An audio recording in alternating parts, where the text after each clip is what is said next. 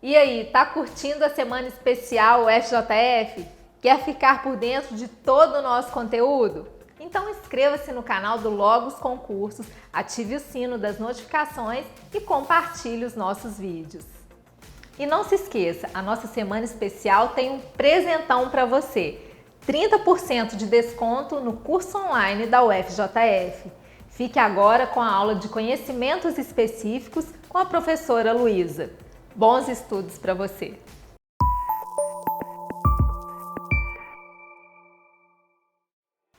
Olá pessoal, meu nome é Luísa Ferreira e eu sou professora de contabilidade aqui no Logos Concursos.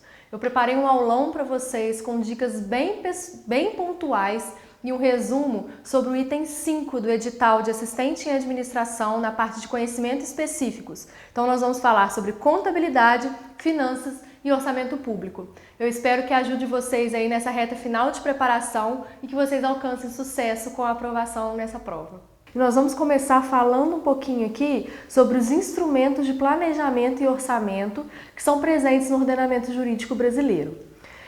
Nós temos 3 leis que são integradas, né? Que é o Plano Plurianual, que é o famoso PPA. Nós temos a Lei de Diretrizes Orçamentárias, conhecida como LDO. E por último, a Lei Orçamentária Anual, conhecida como LOA. Vamos começar falando um pouquinho então sobre o Plano Plurianual.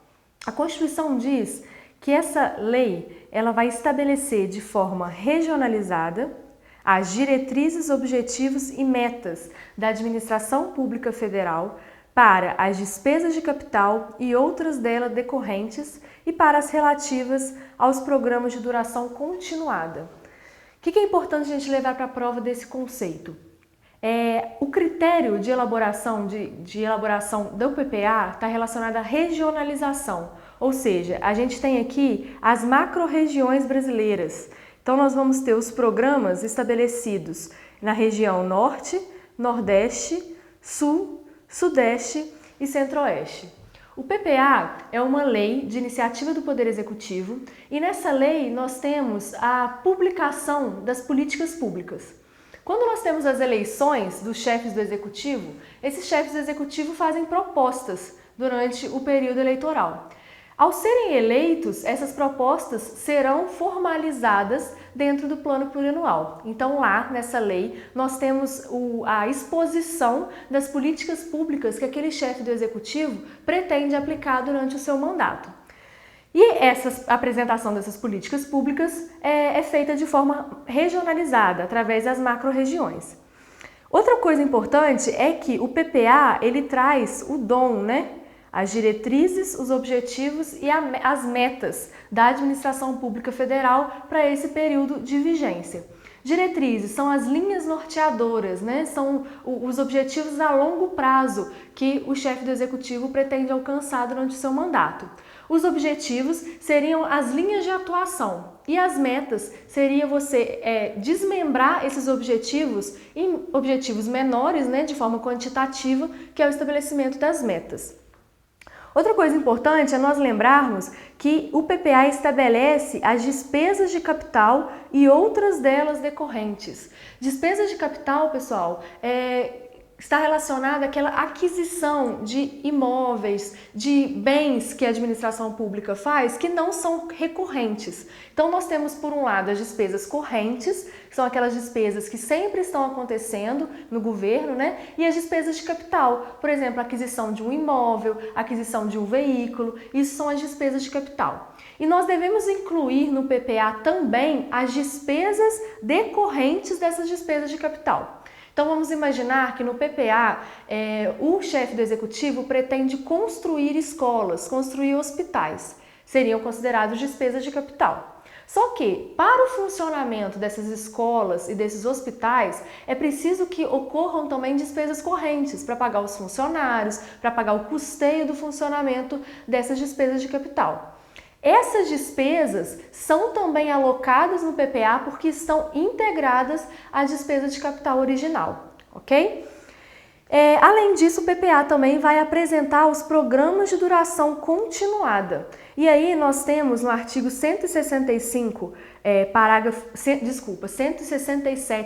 1º da Constituição, que diz que nenhum investimento cuja execução ultrapasse um exercício financeiro poderá ser iniciado sem prévia inclusão no plano plurianual, ou sem lei que autorize a inclusão sob pena de crime de responsabilidade. Então, dentro desses programas de duração continuada, a gente tem esses investimentos que duram mais de um exercício financeiro. Neste caso, eles também devem estar ali incluídos no plano plurianual. Trouxe aqui para vocês também um lembrete a respeito da vigência desse PPA. O PPA ele é elaborado para ter a vigência durante 4 anos. E o que é comum a gente ver em prova, quando a banca fala que esses 4 anos de vigência do PPA coincidem com os 4 anos de mandato do chefe do executivo. Isso está errado, ok? A vigência do PPA, na verdade, ele começa a partir do 2º ano de mandato do chefe do executivo e vai ter vigência durante 4 anos, terminando no 1º ano de mandato do chefe do executivo subsequente. Então, dessa forma, a gente não tem a coincidência do mandato com a vigência do PPA. O artigo 35 do ADCT traz outra informação que é muito relevante para a prova, que diz que o plano plurianual, para vigência até o final do 1º exercício financeiro do mandato presidencial subsequente, será encaminhado até 4 meses antes do encerramento do 1º exercício financeiro e devolvido para sanção até o encerramento da sessão legislativa. Então, o nosso ordenamento jurídico diz que o exercício financeiro coincide com o ano civil. Então, se o nosso PPA ele tem que ser enviado para aprovação no Congresso Nacional até 4 meses antes do encerramento do 1º exercício financeiro, a gente tem aqui que ele tem que ser encaminhado até 31 de agosto. Do 1º exercício financeiro do mandato do chefe do executivo. E ele vai ser devolvido até o encerramento da sessão legislativa. Até o encerramento seria até dia 22 de dezembro. Então, no 1º ano de mandato do chefe do executivo, o PPA tem que ser elaborado e encaminhado para aprovação no Poder Legislativo até 31 de agosto. O Poder Legislativo vai discutir essa lei e, ao aprová-la, deve devolver ao Poder Executivo até o dia 22 de dezembro. Seguindo aqui, nós vamos falar um pouquinho sobre a Lei de Diretrizes Orçamentárias. Como eu disse, esses 3 instrumentos de planejamento e orçamento, eles são interligados. Então, nós estudamos o PPA, que tem uma vigência maior, um período maior de abrangência, que vai estabelecer as políticas públicas. Esse PPA ele vai ser filtrado na Lei de Diretrizes Orçamentárias. Na Lei de Diretrizes Orçamentárias, nós vamos ter o estabelecimento das metas e prioridades da administração pública federal, incluindo as despesas de capital para o exercício financeiro subsequente. Então, a ideia aqui é que a LDO pegue o que está previsto lá no PPA, selecione as metas e prioridades e essas metas e prioridades serão executadas lá na LOA, no orçamento, que é o próximo passo. Além de compreender essas metas e prioridades, a LDO também vai orientar a elaboração da Lei Orçamentária Anual, vai dispor sobre as alterações na legislação tributária e, por fim, vai estabelecer a política de aplicação das agências financeiras oficiais de fomento.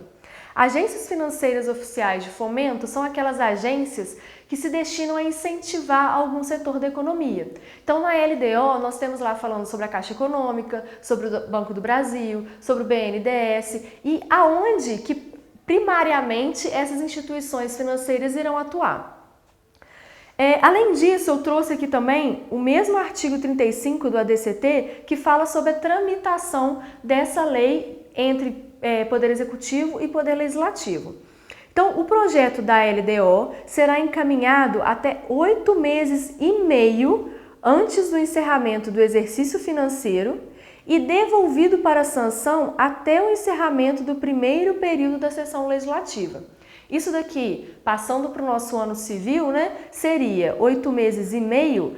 O encaminhamento ao Congresso, ao Poder Legislativo, tem que acontecer até dia 15 de abril. E o Poder Legislativo vai devolver ao Poder Executivo até dia 17 de julho. Ok? Esses prazos são importantes para a gente levar para a prova. E por fim, dentro desses instrumentos de planejamento e orçamento, eu trouxe a Lei Orçamentária Anual, que é o nosso orçamento público propriamente dito, né? A Constituição Federal diz que a nossa Lei Orçamentária Anual, ela se divide em 3. Seria o orçamento fiscal, que é referente aos poderes da União, seus fundos, órgãos e entidades da administração direta e indireta, inclusive fundações instituídas e mantidas pelo poder público. O orçamento de investimento das empresas em que a União, de forma direta ou indireta, detém a maioria do capital social com direito a voto. E, por fim, o orçamento da Seguridade Social, que abrange todas as entidades e órgãos a elas vinculados, da administração direta ou indireta, bem como os fundos e fundações instituídos e mantidos pelo poder público. Então, como que a gente sabe aonde que um órgão está inserido dentro da LOA, né? Primeira coisa que a gente faz é analisar aqui, olha, se esse órgão faz parte do que a gente chama de PAS, que é Previdência Social, Assistência Social e Saúde. Então, nós vamos analisar se esse órgão faz parte da Previdência, da Assistência Social ou da Saúde. Depois a gente analisa se esse órgão, essa empresa, né, a União detém a maioria do capital social com direito a voto. E aqui a gente tem as empresas estatais independentes. Bom, terminando essa análise, caso o ente que a gente estiver analisando, né, a entidade que a gente estiver analisando não pertença nem ao orçamento de investimento e nem ao orçamento da Seguridade Social e fizer parte do poder público, né, ele está inserido no orçamento fiscal. No orçamento fiscal a gente tem essa ideia do caráter residual, então não faz parte nem do orçamento da Seguridade Social e nem do orçamento de investimentos, então vai fazer parte do orçamento fiscal. De novo, eu trouxe para vocês a questão da tramitação, né? Então, de acordo com o artigo 35 do ADCT, o projeto da LOA será encaminhado até 4 meses antes do encerramento do exercício financeiro e devolvido para sanção até o encerramento da sessão legislativa. Então, de novo, nós temos aqui, olha, uma coincidência de prazos com o PPA, né? Então, essa LOA tem que ser encaminhada até dia 31 de agosto. E ela vai ser devolvida até o dia 22 de dezembro. Então, no primeiro ano do PPA, né, quando ele está sendo elaborado, ele vai ser encaminhado ao Poder Legislativo na mesma data em que a LOA também será encaminhada, no primeiro ano, né, do PPA, porque depois ele segue a vigência dele e a gente não tem mais que encaminhar o PPA para o Poder Legislativo até a nova vigência de um novo PPA. Então, para a gente ver como que é cobrado em prova, eu trouxe aqui um exemplo para vocês, que diz o seguinte: o plano plurianual previsto na Constituição Federal estabelece as, letra A, regras para elaboração do planejamento em todos os níveis, diretrizes orçamentárias dos governos na esfera municipal, normas para a elaboração do balanço patrimonial, diretrizes, objetivos e metas da administração pública federal para as despesas de capital e para as relativas aos programas de duração continuada. Esse daqui é o nosso gabarito, né, pessoal? Letra D. Por último aqui, as regras financeiras para o Banco Central por um período de 6 anos. Não, então o nosso gabarito aqui é a letra D. Questão número 2. O anexo de metas fiscais é parte integrante do projeto letra A do PPA, letra B da LDO, letra C da LOA, letra D das demonstrações das variações patrimoniais e letra E da demonstração do resultado econômico.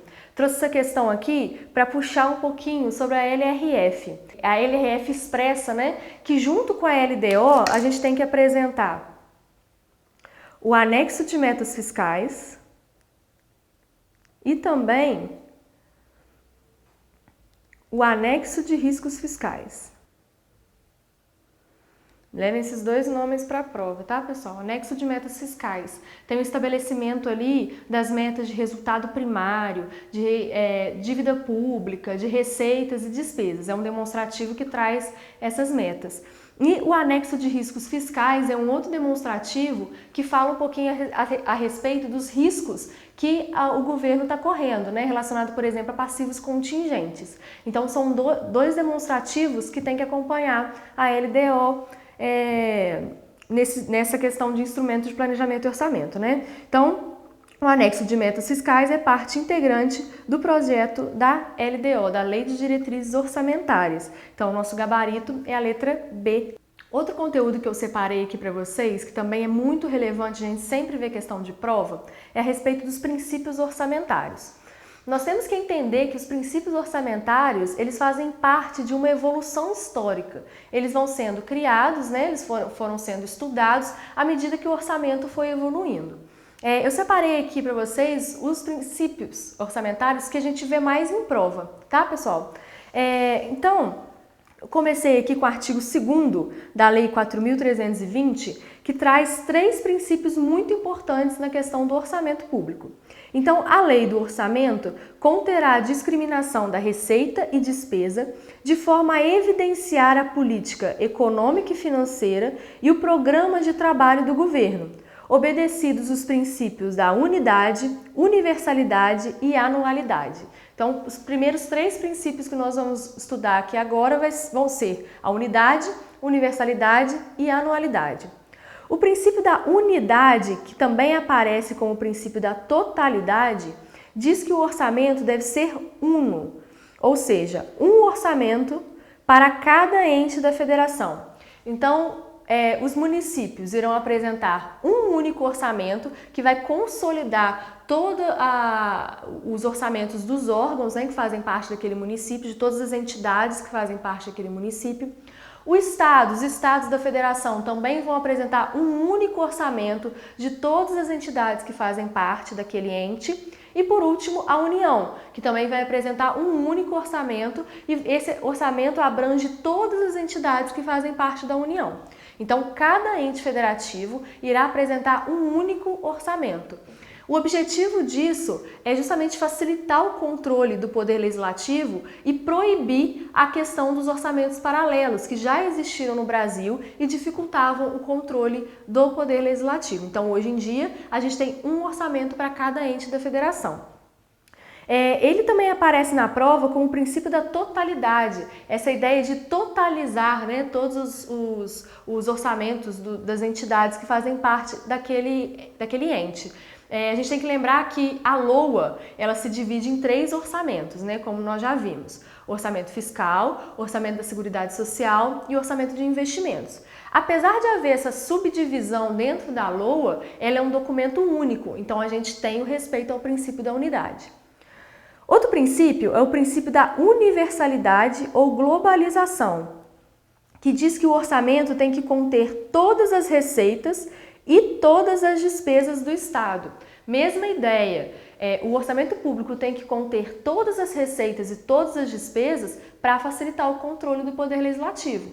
Nós temos que pensar que a prestação de serviços públicos ela é garantida também pela arrecadação tributária, né? Pela arrecadação de tributos, contribuições, além da exploração do patrimônio do Estado.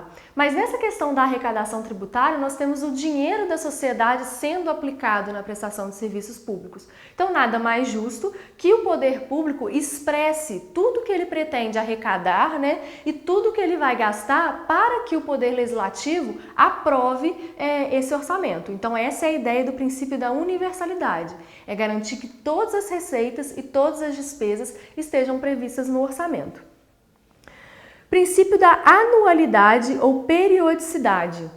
Esse princípio diz que o orçamento deve ser elaborado e autorizado para o período de um exercício financeiro. No Brasil, um exercício financeiro coincide com um ano civil. Então, a gente tem que pensar o seguinte, o orçamento ele é elaborado para um exercício financeiro. E na lei, um exercício financeiro coincide com o ano civil. Ok, pessoal? Então, ano civil, 1º de janeiro a 31 de dezembro. Via de regra, os créditos orçamentários possuem vigência de um exercício financeiro. Então, quando nós temos a aprovação do orçamento, com todos os créditos orçamentários aprovados, esses créditos terão vigência até 31 de dezembro.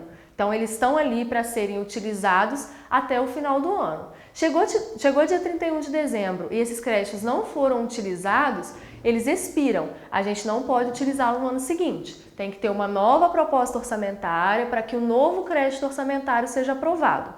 Só que aqui nós temos uma exceção, e a gente sabe que exceção é o que cai em prova, né? Então, como eu falei, via de regra, os créditos orçamentários têm vigência de 1 ano.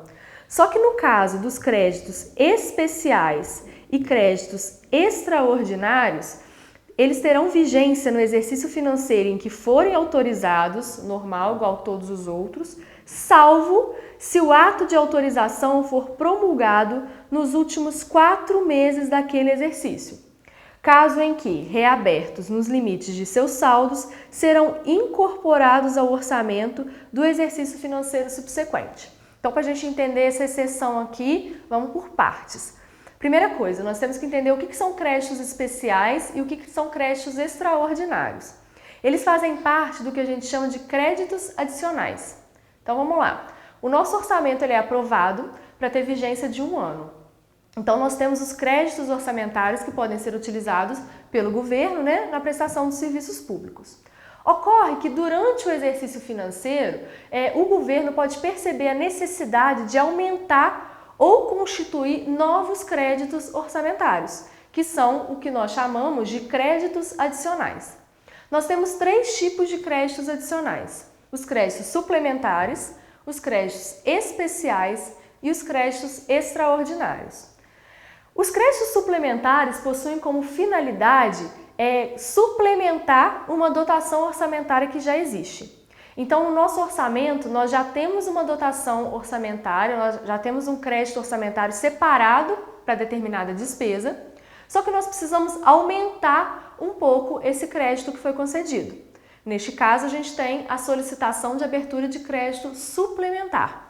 Para que exista a abertura do crédito suplementar, nós temos que ter fontes de recursos para isso. Então, no projeto de lei, né, que a gente solicita o crédito adicional suplementar, nós temos que indicar também a fonte desse recurso. Outro crédito é o crédito especial. Esse tipo de crédito adicional, na verdade, não existe crédito orçamentário já previsto no orçamento para aquela despesa. Então, o Poder Executivo solicita a abertura de um crédito especial, solicitando um crédito orçamentário para uma despesa que ainda não foi prevista naquele orçamento. Também precisa indicar a fonte de recurso. Já em relação aos créditos extraordinários, eles são abertos quando nós estamos diante de situações urgentes e imprevistas, como, por exemplo, uma guerra, uma calamidade pública, uma comoção interna.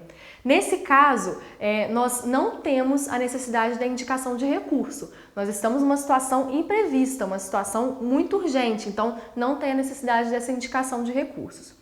Então, eu expliquei para vocês aqui os 3 tipos de créditos adicionais. Vamos voltar para a nossa exceção aqui.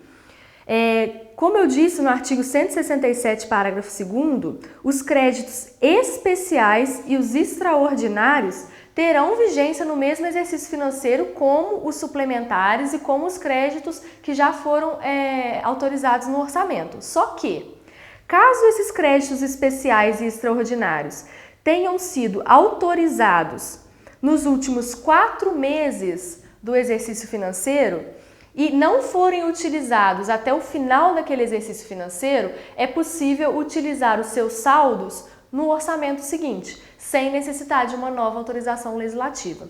Ok, pessoal? Isso aqui é muito importante. Lembrar que são os créditos especiais e os créditos extraordinários e lembrar que quando a autorização ocorrer nos últimos 4 meses daquele exercício financeiro. Outro princípio que eu trouxe para vocês aqui muito importante é o princípio do orçamento bruto, que diz que todas as parcelas das receitas e das despesas devem aparecer no orçamento pelos seus valores brutos. O que acontece? Algumas situações no poder público podem incidir a receita e uma despesa ao mesmo tempo. E essa incidência em conjunto pode levar algumas pessoas a pensarem que a gente pode publicar no orçamento o valor líquido dessa incidência, né? E nós não podemos, pelo mesmo motivo que eu já expliquei para os princípios anteriores.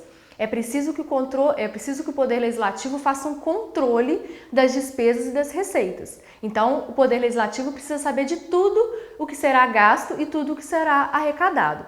Então, vamos imaginar que um órgão do Poder Federal tenha uma despesa com o pessoal de R$20 mil.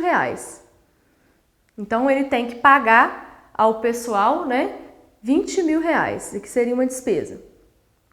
Só que nesses R$20 mil, digamos que nós temos a incidência de R$4 mil de imposto de renda retido na fonte. Tá? Então, o próprio poder já vai reter aquele imposto de renda daqueles funcionários. Então, isso aqui são valores hipotéticos, tá, pessoal? Esse imposto de renda aqui é considerado uma receita para o órgão público. Aqui tomem cuidado para vocês não se confundirem a visão do particular e a visão do poder público, ok? Para o particular, quando ele recebe o salário, é uma receita, mas o órgão, né, que está efetuando o pagamento é uma despesa, tá? Da mesma forma, o imposto de renda. Para o particular, o imposto de renda retido na fonte é uma dedução do seu pagamento, pode ser considerado uma despesa. Já para o poder público, é considerado uma receita, esse dinheiro está entrando, né?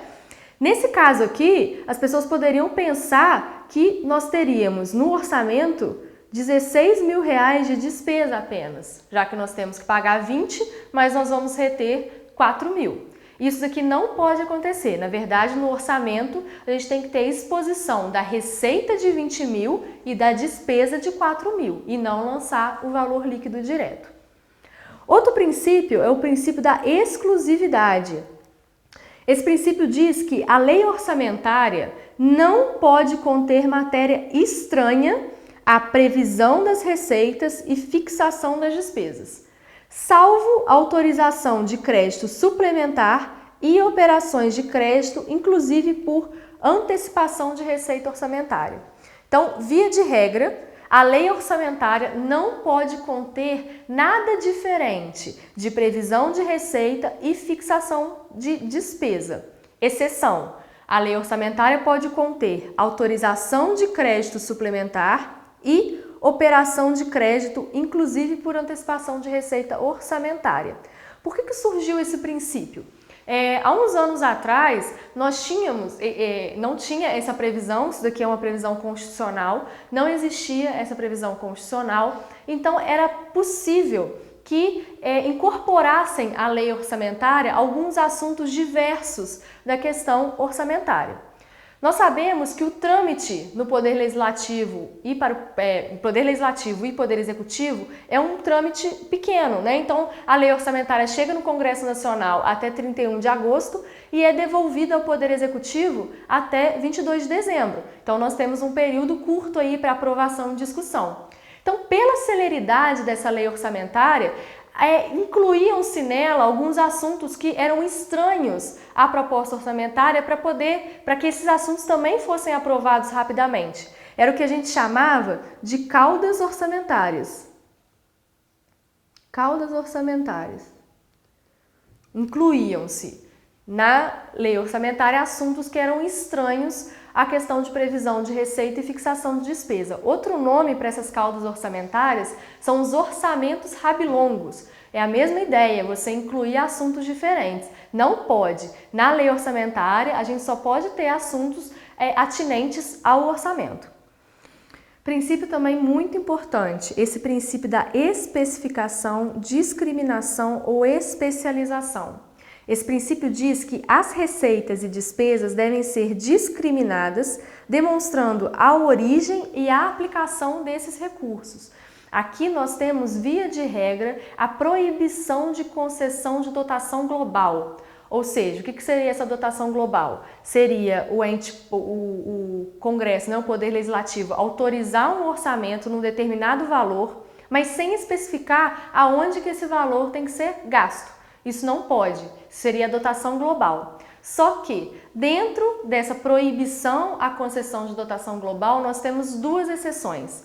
duas situações em que são permitidas as dotações globais. A primeira situação está relacionada aos programas especiais de trabalho, que por sua natureza demandam uma dotação global. Um exemplo muito característico seriam os programas de proteção à testemunha, que pelo seu caráter sigiloso, ele não pode ser tão discriminado. Então, são concedidos a esses programas valores de crédito orçamentário em dotação global.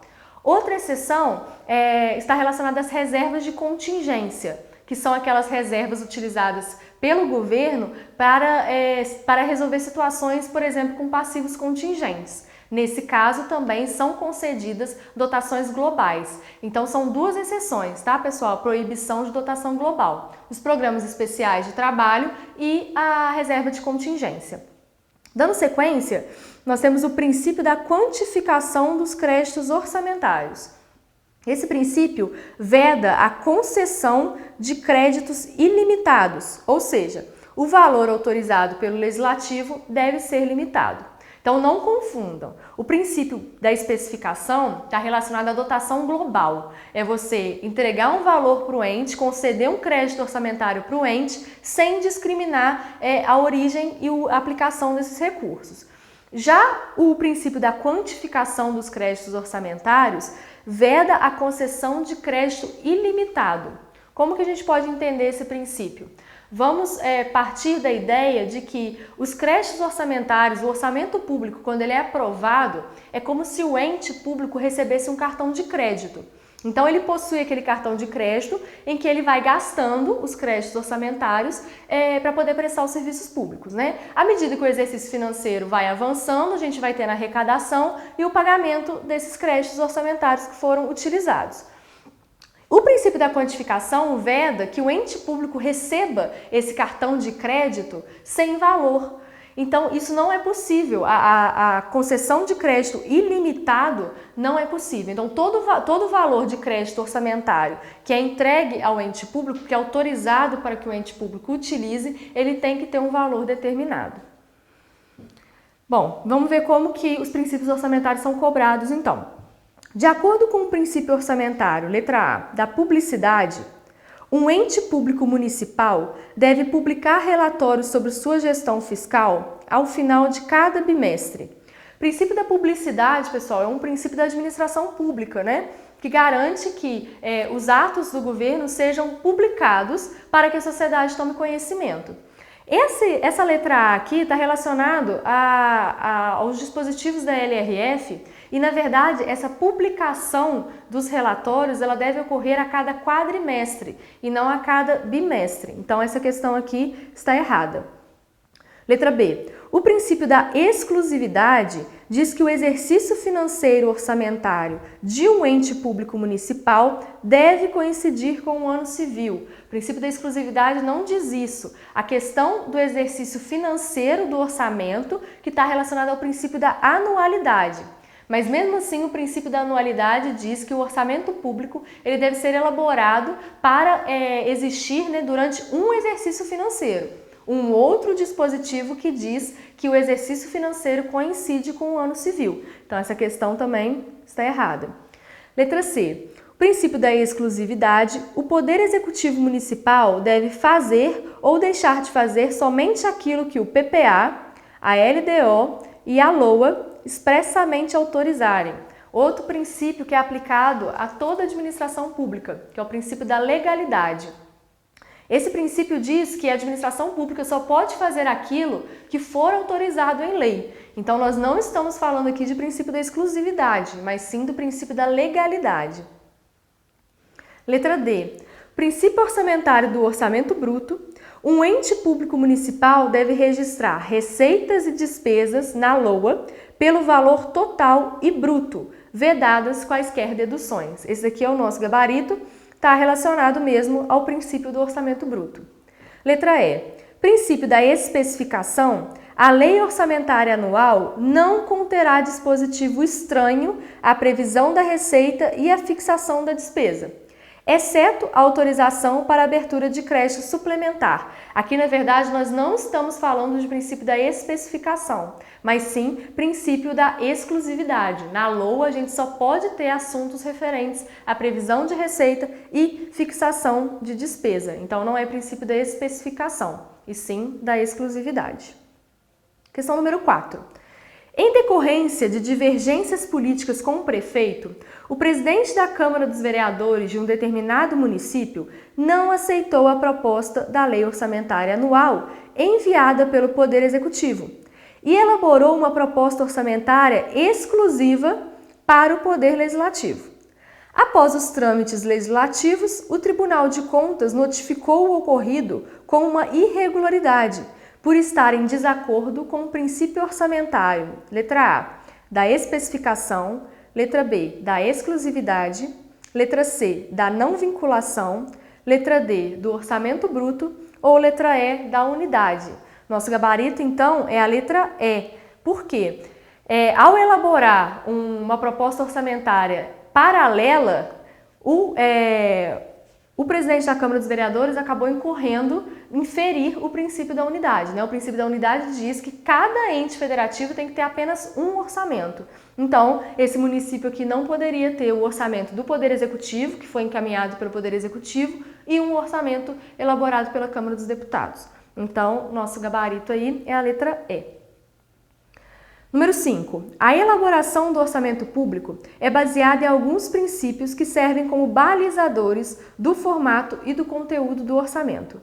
A elaboração detalhada do orçamento que expresse a origem dos recursos e sua aplicação em cada exercício está em consonância com o princípio da clareza, da especificação, da exclusividade, publicidade ou transparência. O princípio que diz que a lei orçamentária tem que expressar a origem dos recursos e a aplicação desses recursos é o princípio da especificação. Tá claro, pessoal? Bom, agora nós vamos falar um pouquinho sobre o ciclo orçamentário. O ciclo orçamentário, então, ele possui basicamente 4 etapas. São 4 sequências que o nosso orçamento precisa passar, que é o chamado ciclo orçamentário. Nesse ciclo, nós temos a participação dos 2 poderes, do Poder Executivo e do Poder Legislativo. E por isso, o nosso orçamento ele é chamado de orçamento misto. A primeira etapa do nosso ciclo orçamentário é a etapa de elaboração, que ocorre no Poder Executivo. Então, o Poder Executivo que vai elaborar a proposta orçamentária. Depois que esse Poder Executivo elabora a proposta orçamentária, ele encaminha para a apreciação legislativa. E a apreciação legislativa ocorre lá no Poder Legislativo. A nível federal, né, isso acontece no Congresso Nacional. Aqui na apreciação legislativa, a gente tem discussão, votação e aprovação da lei orçamentária. A terceira etapa do nosso ciclo orçamentário é a execução, que novamente ocorre lá no Poder Executivo. E, por fim, a etapa de controle e avaliação, que ocorre novamente no Poder Legislativo. Então, em virtude de atividades tanto do Poder Executivo como do Poder Legislativo, nós temos um orçamento misto adotado no Brasil. Primeira coisa que nós temos que falar, então, é a respeito da elaboração da lei orçamentária. O artigo 165 da Constituição diz que são leis de iniciativa do Poder Executivo. Então, quem vai elaborar o Plano Plurianual, a Lei de Diretrizes Orçamentárias e os orçamentos anuais é o Poder Executivo, ok? O artigo 165, parágrafo 6º da Constituição, diz que esses projetos que eu acabei de citar, né, o projeto do PPA, o projeto da LDO e o orçamento anual, serão enviados pelo Presidente da República ao Congresso Nacional. Então, quem envia a proposta de PPA, a proposta de LDO e a proposta da LOA é o Presidente da República, ok? Ele envia ao Poder Legislativo, ao Congresso Nacional. Isso é muito importante de a gente lembrar. Outra questão aqui, nós vamos falar agora sobre a segunda etapa, né? Que é uma parte muito importante também, que é a apreciação legislativa. Como eu comentei com vocês, A apreciação legislativa, ela inclui discussão, votação e aprovação dessa lei orçamentária lá no Congresso Nacional. Lá no Congresso Nacional, essa proposta de lei orçamentária, ela é recebida pela CMO, que é a Comissão Mista de Orçamento. Essa Comissão Mista de Orçamento, ela é composta, né, por parlamentares, tanto deputados como senadores. E eles vão receber essa proposta, vão discutir e depois vão levar a votação no plenário. Então, não esqueçam da existência dessa comissão mista, ok?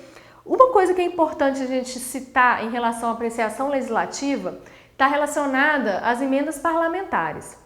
As emendas parlamentares são situações em que os parlamentares podem interferir no orçamento público.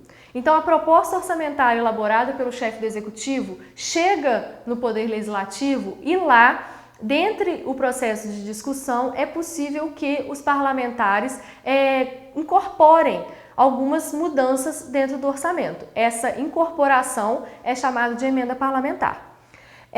O artigo 166, parágrafo 2º, diz que essas emendas serão apresentadas na comissão mista, que é essa comissão que eu comentei com vocês, que é composta por deputados e senadores.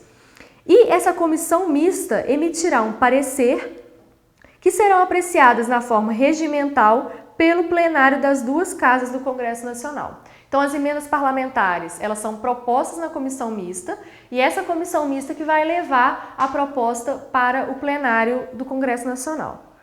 E aí a gente tem alguns critérios para que essa emenda parlamentar possa acontecer. Em relação à LDO, o critério é que as emendas parlamentares à LDO têm que ser compatíveis com o plano plurianual. Por quê? Nós falamos no começo da aula que os instrumentos de planejamento e orçamento incluem o PPA, a LDO e a LOA. Isso daqui é a demonstração de que esses instrumentos eles estão integrados, né? Então eu tenho a determinação das políticas públicas no PPA, eu tenho o filtro, né, das metas e prioridades na LDO e posteriormente eu tenho a execução do orçamento na LOA. Então, quando eu quero emendar a minha LDO, essas emendas têm que estar compatíveis com o que foi previsto no PPA, que é o instrumento de maior abrangência. Em relação à LOA, nós temos também alguns critérios que devem ser respeitados de acordo com o artigo 166, parágrafo 3º da Constituição. As emendas ao projeto da LOA ou aos projetos que o modifiquem somente podem ser aprovadas caso. Então, aqui eu trouxe para vocês os critérios de aprovação de emendas na Lei Orçamentária Anual. Essas emendas têm que ser compatíveis com o Plano Plurianual e com a Lei de Diretrizes Orçamentárias. Novamente, a gente tem que lembrar, PPA, LDO e LOA, integrados. Se eu estou querendo propor mudanças na LOA, ela tem que estar em consonância com a LDO e tem que estar em consonância com o PPA. Segundo critério, essas emendas parlamentares têm que indicar os recursos necessários e esses recursos necessários são admitidos apenas os provenientes de anulação de despesa. Então, se o parlamentar propõe uma emenda, ele tem que demonstrar de onde virá o crédito orçamentário, de onde virão os recursos para essa emenda que ele está propondo, né? E só são admitidos os recursos provenientes de anulação de despesa. Só que não é qualquer despesa que pode ser anulada. Não é possível anular despesa com dotação para pessoal e seus encargos, serviço da dívida e transferências tributárias constitucionais para estados, municípios e Distrito Federal. Ou que essas emendas parlamentares estejam relacionadas com a correção de erros ou omissões ou com os dispositivos do texto do projeto de lei, ok? Além desses critérios que estão estabelecidos na Constituição Federal, nós temos também os critérios da Lei 4.320. Então, na Lei 4.320, a gente tem a apresentação aqui de casos em que não se admitirão emendas ao projeto de lei orçamentária, que visem a alterar a dotação solicitada para despesa de custeio, salvo quando provada neste ponto a inexatidão da proposta, Não se admitirão emendas que visem conceder dotação para o início de obra cujo projeto não esteja aprovado pelos órgãos competentes, nem conceder dotação para instalação ou funcionamento de serviços que não esteja anteriormente criado, e nem conceder dotação superior aos quantitativos previamente fixados em resolução do Poder Legislativo para concessão de auxílios e subvenções. Então, nós temos que os critérios para emenda na LOA, na Lei Orçamentária Anual, são muito mais abrangentes dos que os critérios estabelecidos para emenda na Lei de Diretrizes Orçamentárias. Agora aqui, uma coisa importante citar é a questão das emendas impositivas. O que acontece? No Brasil, o nosso orçamento ele é eminentemente autorizativo. Então, ele é autorizado no Poder Legislativo, né? E consiste realmente em uma autorização de gastos. Então, algumas vezes, as emendas parlamentares que eram propostas lá no Poder Legislativo não eram executadas pelo Poder Executivo justamente por não serem impositivas, por serem apenas uma autorização. Então, visando garantir que essas emendas parlamentares fossem realmente executadas, nós tivemos a emenda constitucional que trouxe as emendas impositivas. Essas emendas impositivas, elas estão previstas aí no artigo 166, parágrafo 9º, parágrafo 10 e parágrafo 11. O parágrafo 9º diz que as emendas individuais ao projeto de lei orçamentária serão aprovadas no limite de 1,2% da receita corrente líquida prevista no projeto encaminhado pelo Poder Executivo, sendo que metade desse percentual será destinada a ações e serviços públicos de saúde. Então vamos com calma, porque isso aqui é muito importante. As propostas de emenda parlamentar somente serão aprovadas no limite de 1,2% da receita corrente líquida prevista no projeto encaminhado pelo Poder Executivo. Então, o nosso projeto encaminhado ao Congresso Nacional, por exemplo, tinha a previsão de arrecadação de uma receita corrente líquida de R$1 milhão. Então, isso daqui, esse R$1 milhão estava previsto no projeto encaminhado. Então, com base nesse projeto previsto, as emendas parlamentares só poderão ser aprovadas no limite de 1,2%. Isso daqui equivale a R$12 mil.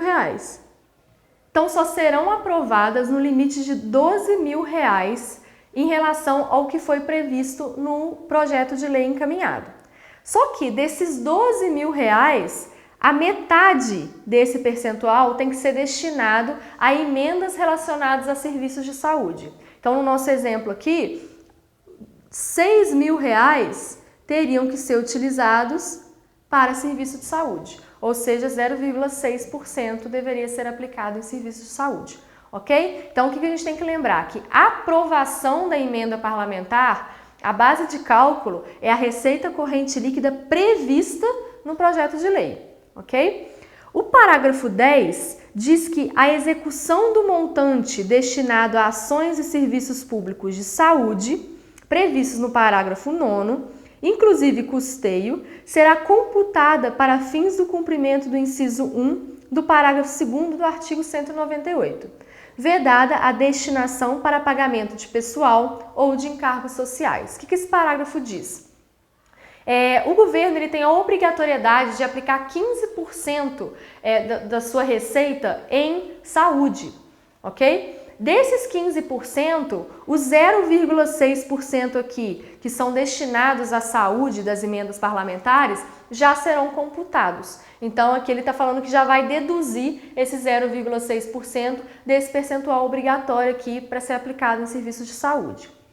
O parágrafo 11 diz que é obrigatória a execução orçamentária e financeira das programações a que se refere o parágrafo 9º, ou seja, das emendas parlamentares individuais, em montante correspondente a 1,2% da receita corrente líquida realizada no exercício anterior, conforme os critérios para execução equitativa da programação definidos na lei complementar.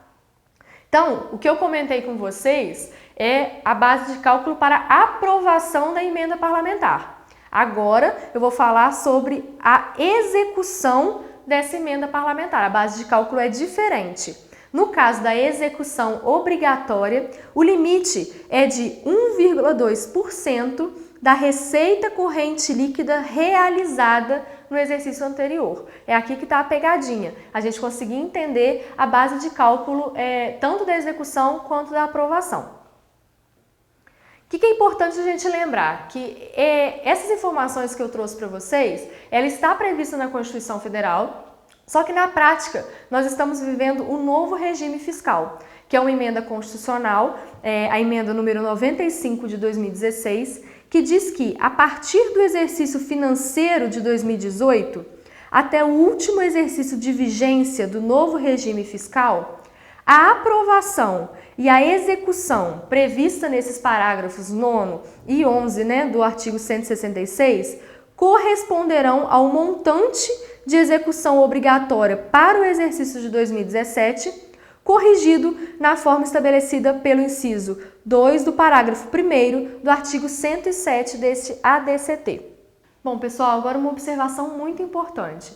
Esses 3 parágrafos que eu trouxe aqui para vocês, nós tivemos uma emenda constitucional que já alterou essa questão das emendas impositivas. Então, nós tivemos alterações relacionadas a essa parte da nossa matéria.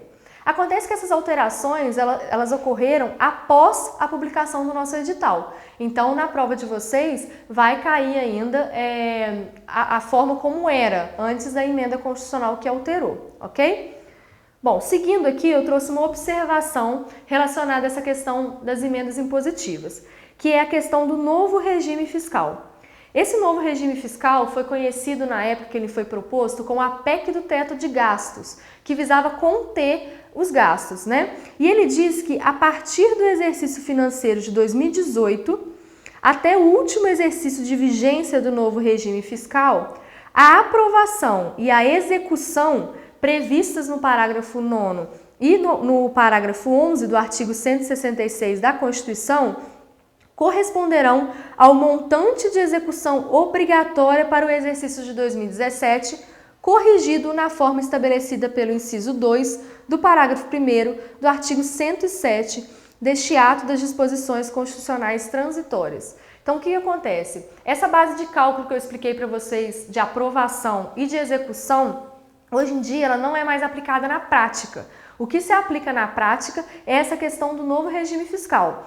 E como que se calcula isso? Você vai pegar a execução obrigatória para o exercício anterior, como essa PEC, essa emenda constitucional começou a valer a partir de 2018, pegou-se a execução obrigatória para 2017 e atualizou esse valor. Então, é isso que vem sendo aplicado até hoje, ok?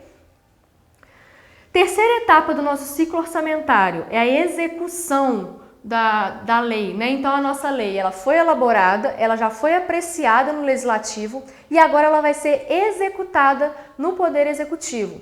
Essa execução aqui é importante a gente pensar em descentralização orçamentária e descentralização financeira.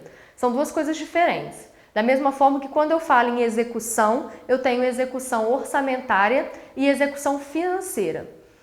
A execução orçamentária está ligada a eu executar os créditos orçamentários que foram autorizados.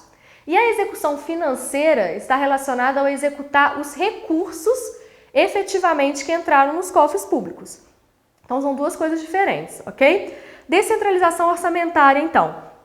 O crédito orçamentário, ele entrou no órgão público e ele vai ser descentralizado para as entidades componentes a esse órgão. Então, eu trouxe aqui um exemplo para vocês, olha. Então, vamos a um exemplo aqui de descentralização orçamentária.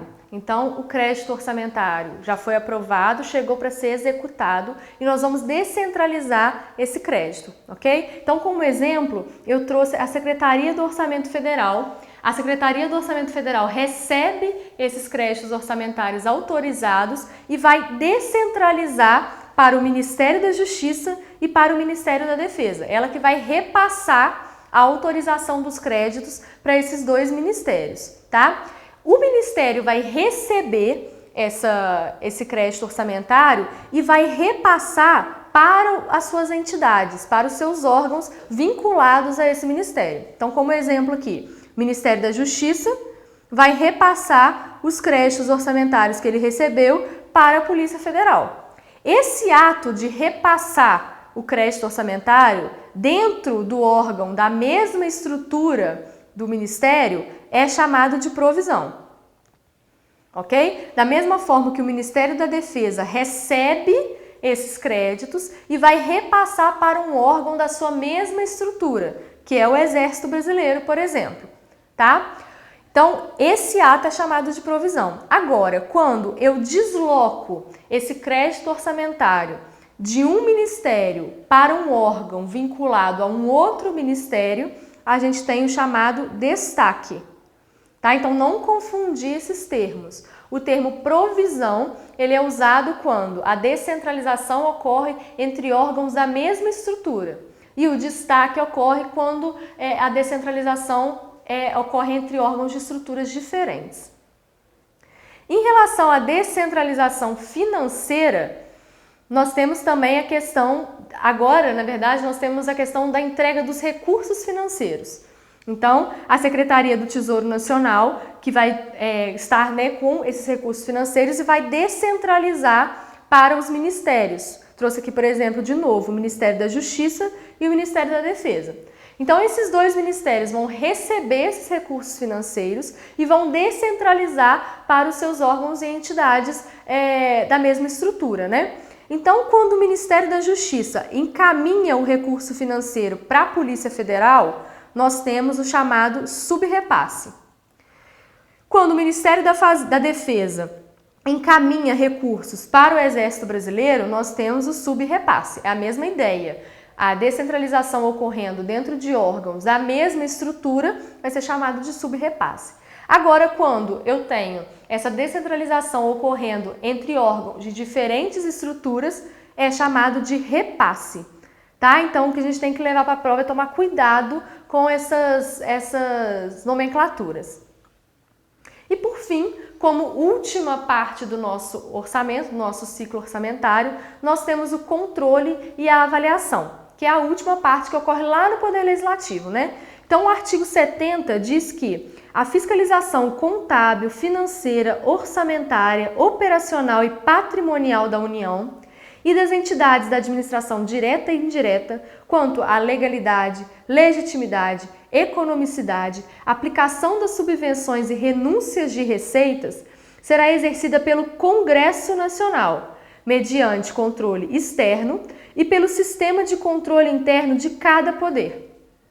Esse controle interno, então, fica a cargo do Congresso Nacional com o auxílio do Tribunal de Contas. Tá? E esse controle da execução orçamentária, de acordo com a Lei 4.320, ele está relacionado à legalidade dos atos de que resultem a arrecadação da receita ou a realização da despesa, nascimento ou extinção de direitos e obrigações, fidelidade funcional dos agentes da administração responsáveis por bens e valores públicos e pelo cumprimento do programa de trabalho expresso em termos monetários e em termos de realização de obras e prestação de serviços. Então, essa é a parte de controle. Beleza, pessoal? Nós encerramos aqui falando um pouco sobre o ciclo orçamentário. Eu trouxe aqui para vocês algumas questões que utilizaram desse assunto, desse conteúdo, tá? Numere a segunda coluna de acordo com a primeira, associando cada etapa do processo orçamentário com o poder responsável pela sua execução. Então, nós temos poder executivo e poder legislativo. Como eu disse, nós temos um ciclo orçamentário misto, né? Elaborar o projeto de lei. Isso daqui é função do poder executivo. Então, chefe do poder executivo que vai encaminhar esse projeto de lei para o Congresso. Lembram? Então, quem elabora o projeto de lei orçamentária é o poder executivo. Com isso, a gente já corta a letra A, a letra C e a letra D. A quem compete discutir, alterar e aprovar o projeto de lei? Aqui a gente está falando sobre a apreciação legislativa. Então, isso ocorre lá no Poder Legislativo. Então, a gente tira a letra E e já encontramos o nosso gabarito, que é a letra B, né? Mas só para falar de todas as competências aqui, olha. sancionar e promulgar a lei com a possibilidade de propor vetos ao texto aprovado anteriormente. Isso daqui é função do Poder Executivo. E aprovar ou rejeitar os vetos é função, novamente, do Poder Legislativo. Então, nós temos 1, 2, gabarito, letra B. Questão número 7. O ciclo orçamentário constitui-se de etapas que devem ser seguidas. Assinale a alternativa que apresenta todas as suas etapas na ordem correta. Elaboração da proposta orçamentária, sim. Execução e conclusão, não, aqui pulou a parte de apreciação legislativa. Apreciação da proposta orçamentária, aprovação, publicação e execução. Aqui no caso, pulou-se a elaboração.